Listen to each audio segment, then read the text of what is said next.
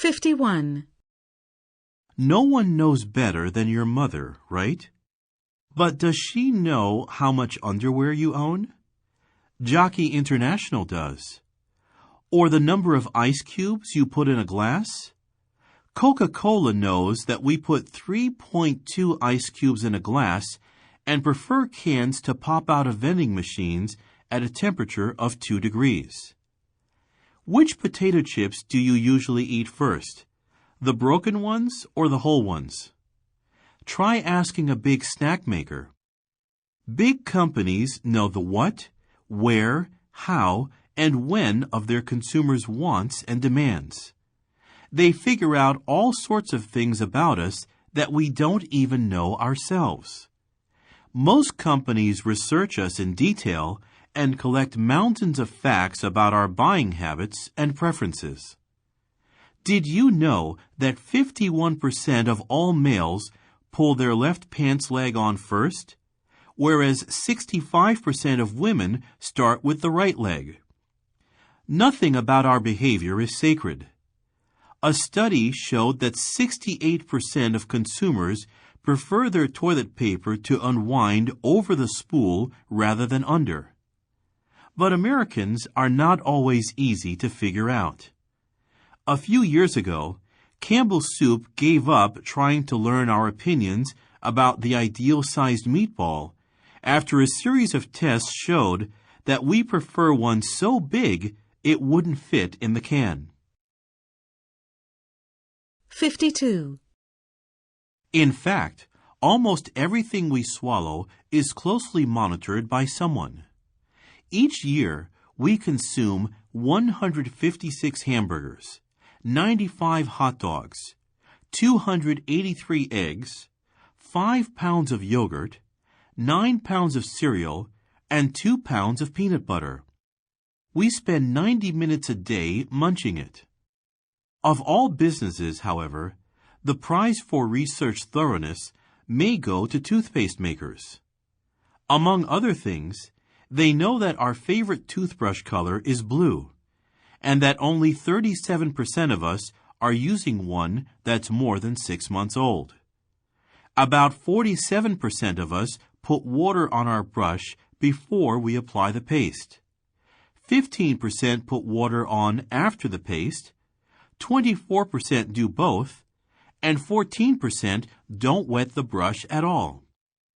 Thus, most big companies have answers to all the what, where, when, and how questions about their consumer demand. But to affect demand, companies need the answer to one more question. They need to know what causes us to want the things we buy. That's a much harder question to answer. 53. A basic rule of medical science is that no human life should be used for the benefit of another. Some people are against human cloning and related techniques for this reason. In cloning, an egg cell is used to develop ordinary cells. The opponents of cloning insist that this is killing, because it destroys the potential of the egg to develop into a human being. Other people oppose cloning because at this stage it is unreliable. In animal experiments, for example, success rates are very low. Still others are concerned about the future that cloning might bring about. They are afraid that cloning will lead to the production of human beings for body parts. They also fear that cloning might lead to attempts to create superior humans.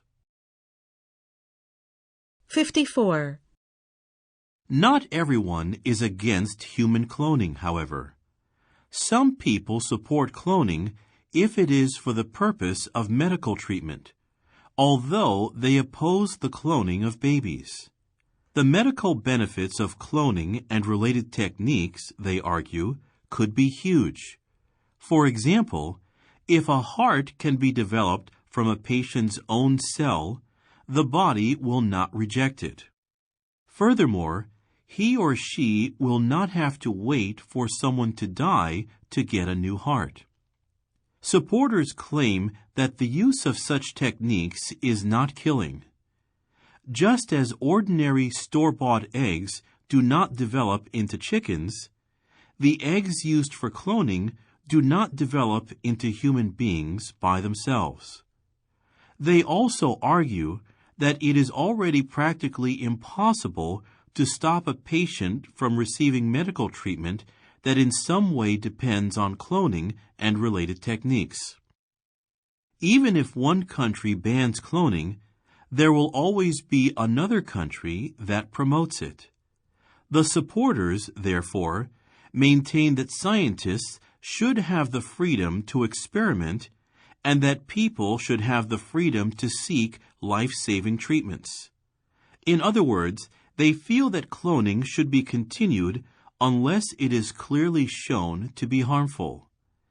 The debate over this issue is likely to go on for some time. 55.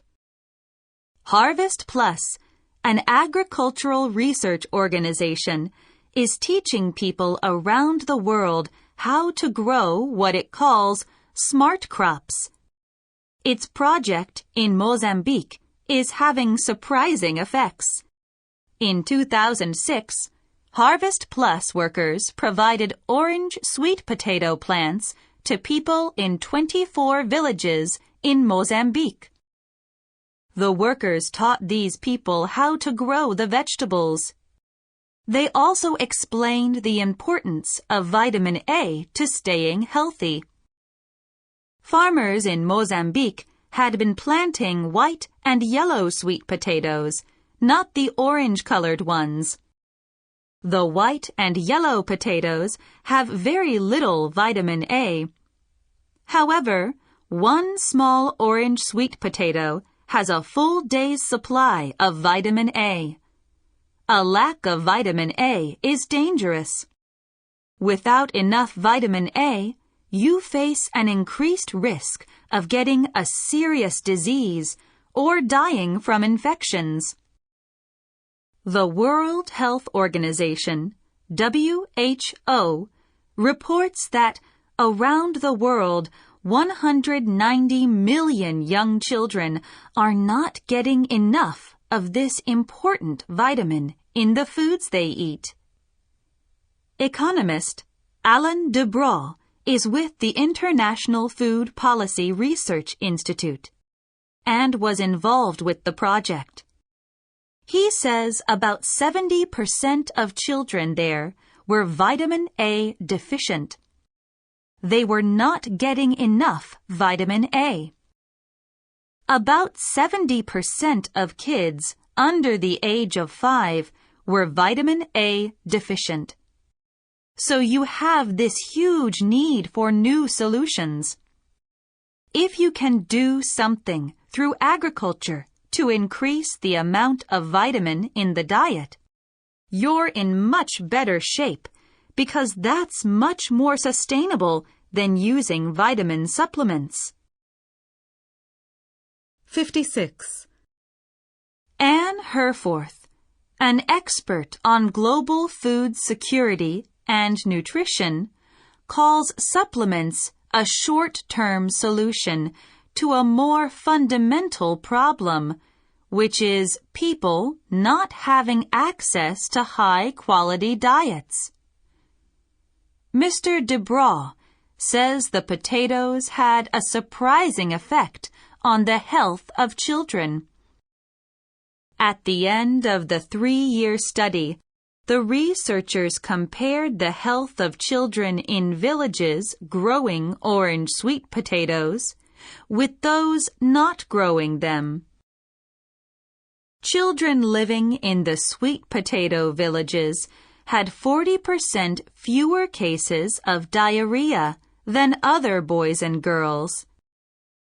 Among children under the age of 3, the difference was 50%.